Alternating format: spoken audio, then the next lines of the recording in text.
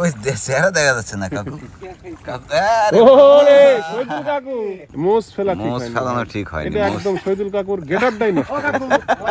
মানি ব্যাগে টাকা আছে 500, তো ওরে টাকা দিতে হবে 1000, ও সে মানি ব্যাগটা থুই আসি বাইরে, কমানি মানি ব্যাগ থুই আইছি, ওর 1000 টাকা দেন। জলে যাই ভাষায় সাগরের পানে। শুটকির মৌসুম শুরু হয়েছে দুবলারচরে, আমরা যাচ্ছি সেখানেই। মংলা থেকে সারা রাতের লঞ্চ সফর, ভোরবেলা দুবলারচরে আমরা। কি অবস্থা? ভালো মাছ হচ্ছে? আমন্ত্রণ সবাইকে, আশা করি ভালো আছেন। ঢাকা থেকে সড়ক পথে রওনা দিয়েছি সেই সাত সকালে। এরপর বিকেল গড়িয়ে আমরা পৌঁছেছি মংলার কাছাকাছি। এটি অবশ্য রামপালের মধ্যে পড়েছে। আমরা রামপাল পেরিয়ে সোজা দিগরাজ বাজারে বিরতি নিলাম। আমরা বাজার করব।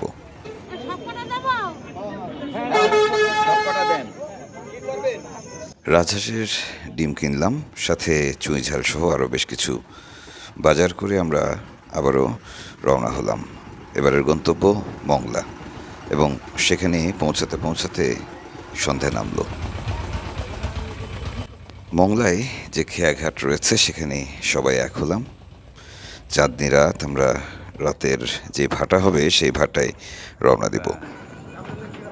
দুবলারচরে যাচ্ছি।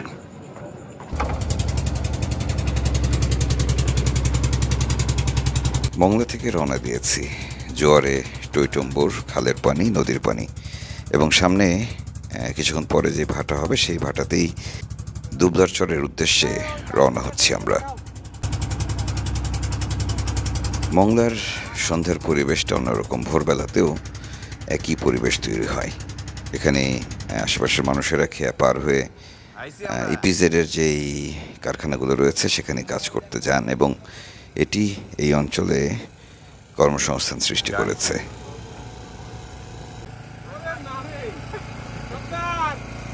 আমরা মংলা থেকে রওনা দিয়ে সোজা দুবলারচর যাব, সেখানেই থাকবো কয়েকদিন। ইতিমধ্যে আমাদের সঙ্গে যোগ দিয়েছেন বেলায়েত সর্দার, এবং আমাদের সহযাত্রীরা সবাই গোছগাছ করে উঠে পড়ছি আমরা। কুমির আছে কোত্থেকে? সাবধান সাবধান, এক ব্যাগ। এনামল 15 মিনিটে আসছো? হ্যাঁ, অল্প একটু 15 মিনিট। হ্যাঁ, ও কাগজপত্র কমপ্লিট করছো? আচ্ছা, সুন্দরবনের একটি সফরে, বিশেষ করে আমরা যে সফরটি করি সেটি মোটামুটি দীর্ঘ প্রস্তুতির ব্যাপার থাকে। বাজার সদা থেকে শুরু করে নিয়মকানুন মেনে সুন্দরবনে প্রবেশের যে বিষয়টি, সেটি লম্বা চওড়া প্রক্রিয়ার বিষয়, লম্বা প্রস্তুতির বিষয়। নম্বর উঠছে রে? গুড। এখন কি ফুল জোয়ার হয়েছে নাকি আরো জোয়ার হবে? ভাটি লেগে গেছে, ভাটি লেগে গেছে। চলতি পথে বিরতি নিচ্ছি চিলা বাজারে। বিরতি খুব ছোট্ট সময়ের জন্য, অল্প সময়ের জন্য, কারণ এখান থেকে কিছু জিনিসপত্র নিতে হবে। আমাদের শহীদুল কাকু এসছেন, জাহাঙ্গীর জামাই এসছেন, সেই জিনিসপত্রগুলো তুলে দিতে আমরা চিলা বাজারের ঘাটে যাচ্ছি। বাড়ি খাবে, বাড়ি খাবে, বাড়ি খাবে। না, ঠিক আছে ঠিক আছে। এই ভাটা তো মেলাখানি হয়েছে। চিলায় সর্দারের গ্রামে আমরা কিছুক্ষণ সময় কাটাতে পারলে ভালো লাগতো, কিন্তু যেহেতু জোয়ার ভাটার হিসেব রয়েছে, এখানে দাঁড়ানোর সময় নেই। আমাদের যে জিনিসপত্রগুলো আনা হয়েছে সেগুলো নিয়েই রওনা হব। লাইট দিল তো? কে দিল লাইট? অন্য লাইট, ওটা মোটরসাইকেল জাহাঙ্গীর দিল। ওমা, সে তো আসেনি এদিকে, অন্য কোনো ঘাটে তো। জামাই নাকি? জামাইয়ের মুখটা একটু দেখি, লাইটটা মারো না রে ভাই, আমরা তো জামাইকে চিনি না আমরা, দেখতে কিরকম। জামাইকে একটু দেখি। ও জামাই, কি পায়ে কাদা ভরাবেন না মনে হচ্ছে না? আমি বুঝতে পারতেছি জিনিসটা। হ্যাঁ, জামাই ওই উপরে দাঁড়ায়, দেখবো। জামাই ওখানে কে? কই চেহারা দেখা যাচ্ছে না কাকু। ওরে শহীদুল কাকু, কাকুর মোষটা ফেলে দে ভাই। মোষটা ফেলে দেওয়া ঠিক হয়নি। তা দিচ্ছি কিন্তু মোষ ফেলানো ঠিক হয়নি। এটা একদম শহীদুল কাকুর গেটআপটাই নষ্ট। এটা মানে না কাকু, আপনারা ভালো ব্যবসা ধরছেন, আপনারা বুঝছেন। মানিব্যাগ ছাড়া হাটে আপনার ভাইপো।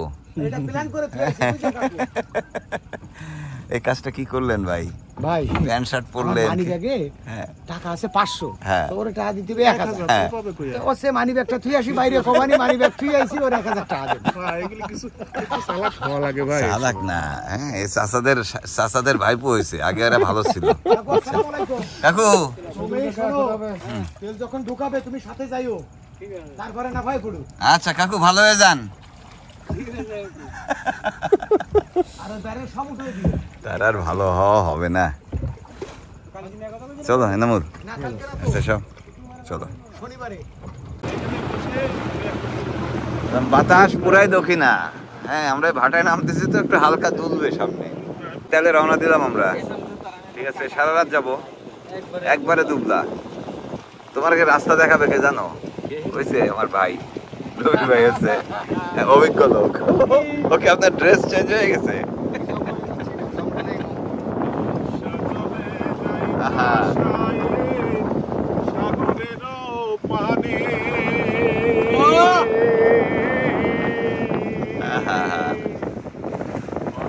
জলে যাই ভাষায় সাগরের পানে, আমি জীবনের নৌকা ভাসাইলাম, আমি জীবনের নৌকা ভাসাইলাম, কেউ না তা জানে রে। দরিয়ায় বুঝি আমায় পাইনি রে, আমায় ভাসাই দিলে অকুল দরিয়ার বুঝি। শুরুটা কিন্তু খুব ভালো ভাই। আসেন আসেন আসেন, হ্যাঁ গান শুনে চলে আসছে। সুন্দরবনের নাচ আছে কিন্তু সে কিরকম? যেগুলো কষবে একটু লাগাই দিলে বাইরে পোকা, বাইরে পোকা।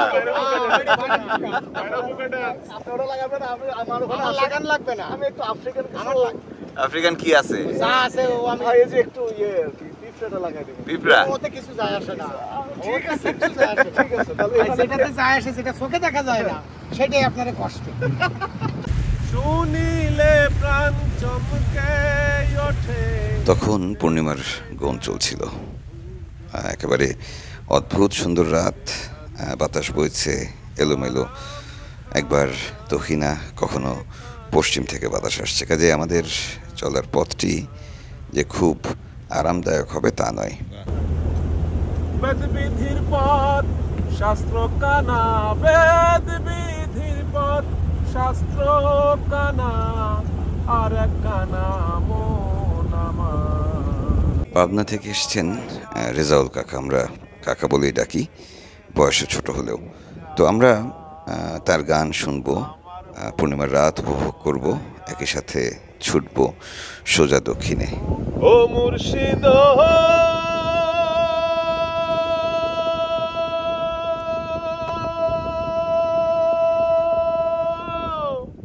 একই আমার ভাঙা ঘর, তার উপরে লরে সর, কখন জানি সে ঘর ভাঙা পরে রে।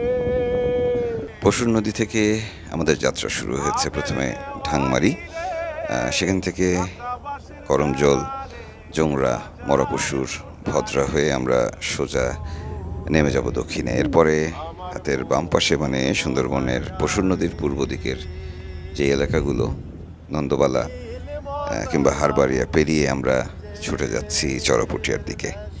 চড়াপুটিয়ার এই জায়গাটি কিছুটা উত্তাল থাকে। আমাদের চলার পথ পুরোটাই চেনা, ইতিমধ্যেই আপনারা জেনেছেন এখানকার দুপাশের এলাকাগুলোর নাম। তারপরেও বলছি, যে আমরা পরশু নদীর পূর্ব দিক ধরে যাব। চড়াপুটিয়ার পরে ঘষিয়াঙ্গারি রয়েছে, এরপরে চারগাং যেটিকে বলা হয় শিবসা এবং পরশু নদীর মুখ, সেই জায়গায় নদী সাগর একটু উত্তাল থাকে। এরপর একদম সোজা তিনকোনা দ্বীপ হয়ে আমরা পড়ব হচ্ছে অফিস খাল, সেখান থেকে দুবলার চর। প্রায় 70-80 কিলোমিটারের এই নদীপথটি বেশ উপভোগ করি আমি, বিশেষ করে এরকম চাঁদনি রাত যদি হয় তাহলে তো কথাই নেই। সামনে ডান পাশে একটা নদী গেছে না, সেই সাথে রয়েছে আমাদের রেজাউল কাকার গান, বেলায়েত সর্দার সহ আছি আমরা অনেকেই। সারা রাত এক টানা ছুটলাম আমরা। ভাটার স্রোত পেয়েছিলাম বলে একটু দ্রুত গতিতে ভোরবেলা পৌঁছে গেলাম দুবলার চরের আলোরকোল। মরাগন্ত জেলেরা সব চরে। আলোরকোলের মুখে আসলে চর। সুন্দরবনের এদিকে সাগরের সাথে যতগুলো খাল রয়েছে প্রায় প্রতিটি খালের মুখেই চর পড়ছে। আলোরকোলের মুখেও চর পড়েছে, কাজে আমাদের এখানে ঢুকতে একটু হিসাব করতে হচ্ছে।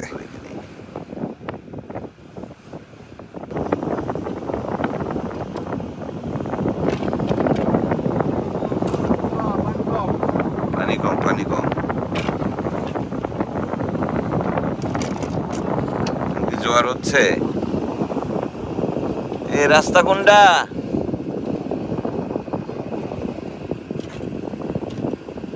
পানি বাড়ে নাকি একটু কম? ওইটা কিনা রাস্তা পুরা চর। কেউ পথ না দেখালে বড় বিপদ। জোয়ার কতক্ষণ আছে?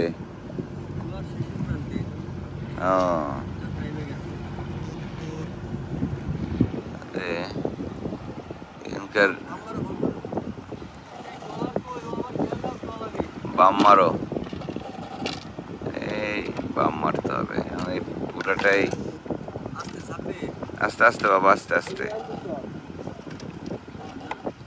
নদী কিংবা সাগরে যখন চর থাকে, বিশেষ করে ভাটার সময় চরের উপর দিয়ে কিংবা যে খালগুলোতে পানি কম সেখানে যাওয়ার সময় এভাবেই পানি মাপতে মাপতে যেতে হয়। বুঝতে পারছি, ওদেরকে জিজ্ঞেস করলে ওরা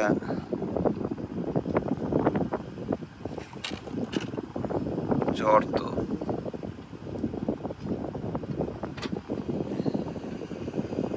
ওটা হচ্ছে ডিমের চর। না, খাড়িটা কেউ যদি চেনে আর কি, ওর জন্য বলতেছি যে এরকম কাউকে দেখতেছি না। মরাগুন তো আসা যাওয়া নাই তেমন একটা।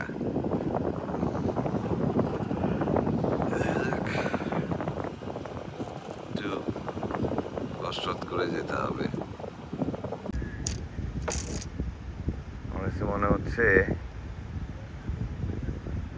এই অঞ্চলটা ভাঙছে অনেক গত বছরের তুলনায়।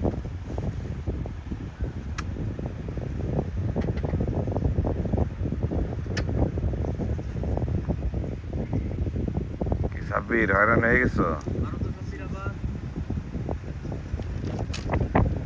মাপা হচ্ছে, পানি আসছে।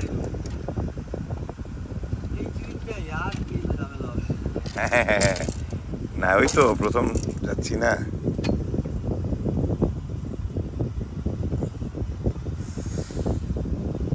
গত বছরের লাইন এটাই ছিল,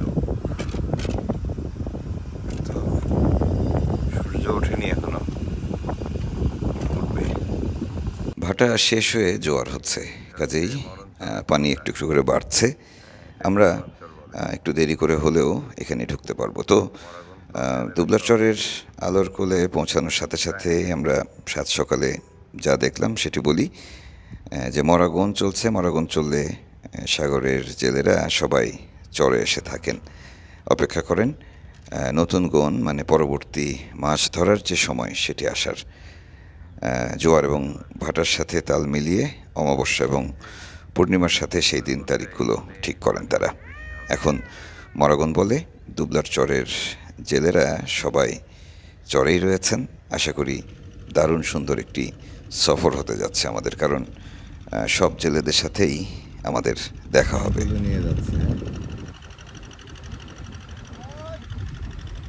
সামনের যেই খালটি দেখছেন সেই খাল দিয়ে ঢুকলে সোজা আমাদের সর্দারের যে শুটকির ঘর সেখানে পৌঁছায় যাওয়া যায়।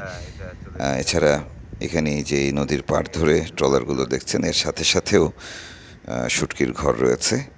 আমরা একটু পরে মানে পানি আর একটু বাড়লে সোজা উঠে পড়বো চরে। কি অবস্থা? ভালো মাছ হচ্ছে? বন উপকূলের জেলাগুলোর বেশ কয়েকটি উপজেলা থেকে কয়েক হাজার জেলে বহর আসে এখানে, এবং এই জেলে বহরগুলোতে যারা থাকেন তারা সবাই 5 মাস কিংবা 6 মাসের চাকরিতে আসেন। সবাই আসেন আসলে এক বুক স্বপ্ন নিয়ে। দুবলা চরে ভালো মাছ হলে সবার মুখেই হাসি ফুটবে। আমরা জেলেদের মুখে হাসি দেখতে চাই সবসময়।